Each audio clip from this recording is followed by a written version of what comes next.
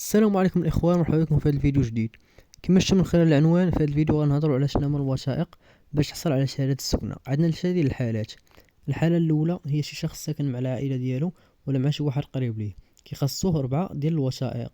شنو هما 4 الوثائق؟ اول حاجه خاصك الالتزام ديال السكن.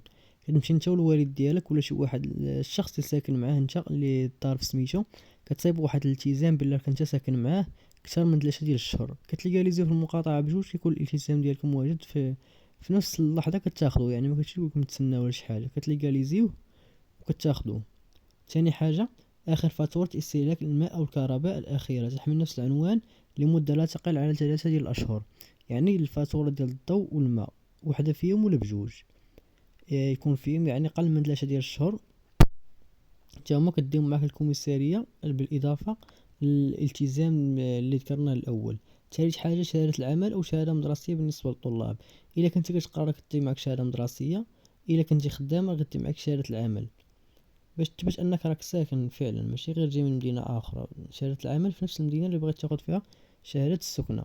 ثالث حاجه هي جوج ديال التصاور يكونوا جداد، يعني ما فاتينش 3 ديال الشهر، ومن الاحسن يكونوا المعايير ديالهم مطابقه لمعايير الصور ديال البطاقه الوطنيه.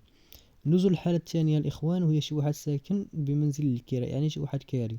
أول حاجة كيخاصك نسخة من عقد الكراء ولا وصل الكراء في اسم صاحب الطلب، يعني العقد ديال الكراء اللي داير نتا مع السيد. وإلا كنتو كاري ما داير العقد لا والو، خاصو يكتب لك واحد الالتزام بلي راك نتا كاري عنده. تاني حاجة شهادة العمل وشهادة مدرسية كما ذكرنا، وجوج ديال التصاور.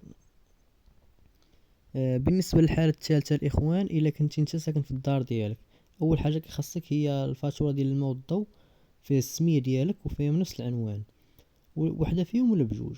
ثاني حاجة شهادة الملكية بالنسبة لصاحب المنزل، يعني الشهادة الملكية ديال الدار اللي ساكن فيها نتا، أولا عقد البيع باش تشري ديك الدار.